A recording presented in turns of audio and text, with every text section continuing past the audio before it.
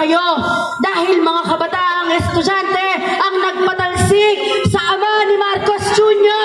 noong martial law. At hindi magdadalawang isip ang mga kabataang estudyante na kaladkarin palabas sa Malacanang si Marcos Jr. upang patalsikin sa kanyang pwesto.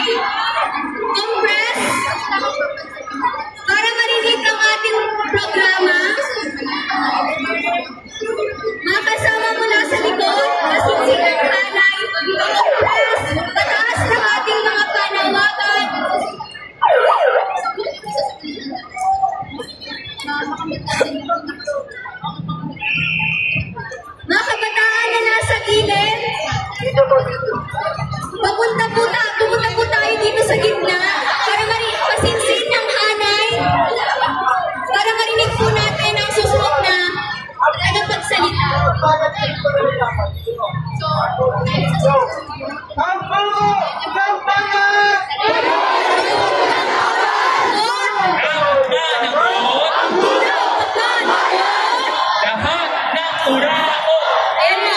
Ang estudyante na nasa unahan ng laban upang panagutin ang mga tiwali, korap at sinungaling sa gobyerno ni Marcos Jr. Nitong mga nakaraang buwan, nitong mga nakaraang linggo, nasaksihan natin ang kaliwatgan ng mga kilos protesta, mga walkout na dinaluhan ng mga libo-libong kabataang estudyante mula sa mga kabataan, sa mga pamantasan, pribado man o mga pampublikong universidad. Ganito kalawak at ganito palalawak ang kilusang estudyante na nagnanais na mapanagot ang mga korap sa ating gobyerno dahil habang binubulsa ng iilan ang pera na dapat napupunta sa pondo sa edukasyon ay pinipilit natin na pagkasyahin ang kakarimpot na pondo sa ating mga pamantasan. Ano ang sagot ng Estado sa lumalakas na hanay ng mga kabataang estudyante?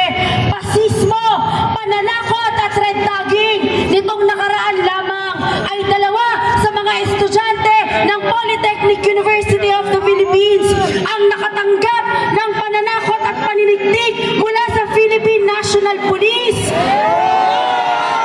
Ang isa po roon ay si Jacob Baluyot na pinalalhan ng sabina sa kanyang residential address dahil umano sa paglilid ng naganap na protesta noong September 21. Kahit malinaw na siya ay nagko-cover lamang sa naganap na protesta bilang isang campus mamamahayag. At ang isa ko po ron ay ako mismo. Nakatanggap ako ng balita mula sa aking dating residential address na pumunta ang Philippine National Police at ang Criminal Investigation and Detection Group o PNP-CIDG upang hanapin ako, bitbit ang aking mga litrato sa iba't ibang mga anti-korupsyon na protesta. Malinaw sa ganitong taktika ng gobyerno na ginagawang kasangkapan ng pasismo upang panatilihin ang nabubulok at lumalalang sistemang panlipunan na meron tayo sa ating bansa na pinamumugaran ng mga burokrata kapitalista na ginagawang negosyo ang mga pampublikong serbisyo sa ating bansa. Kaya malinaw sa atin, wala dapat ni isang kabataang estudyante ang nire-red-tag, ina-under surveillance at tinatakot ng PNP-CIDG. Malinaw ang bilang natin ngayong araw na hindi natatakot ang mga kabataang estudyante sa ginagawang pananakot ng gobyerno ni Marcos Jr.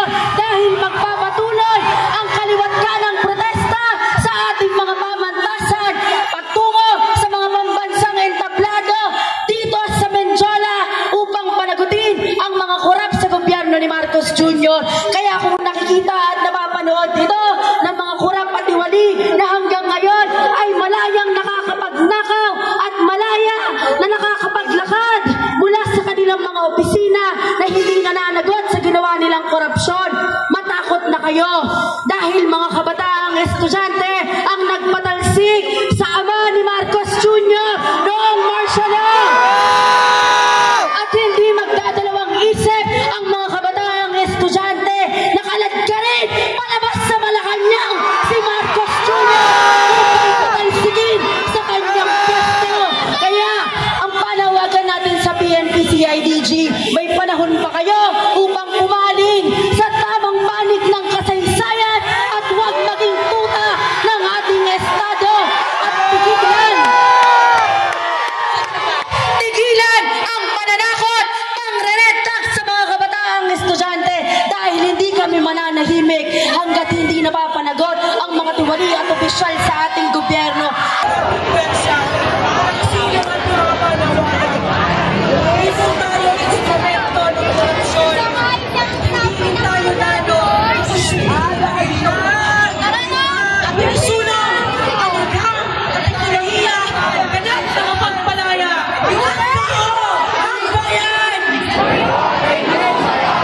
Ngayon ay lumalaban ang tao!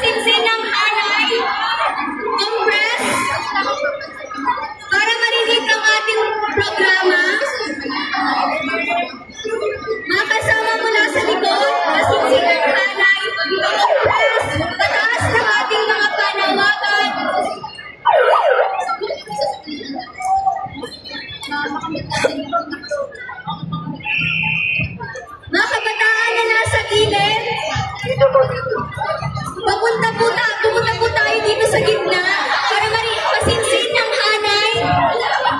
Para marinig po natin ang susunod na tagapagsalita.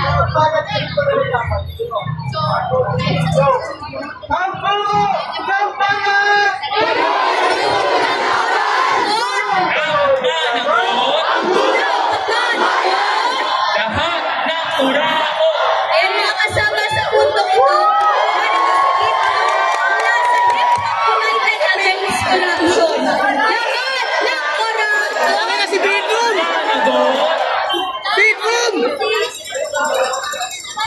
Ang tao, ang bayan! Ngayon, ilong, mayaman! Ang tao! Bayan! Magandang hapon sa ating lahat. Damang-dama ko ngayong araw ng mga kabataan na humihiwa ng landas para sa kanyang maayos na kinabukasan.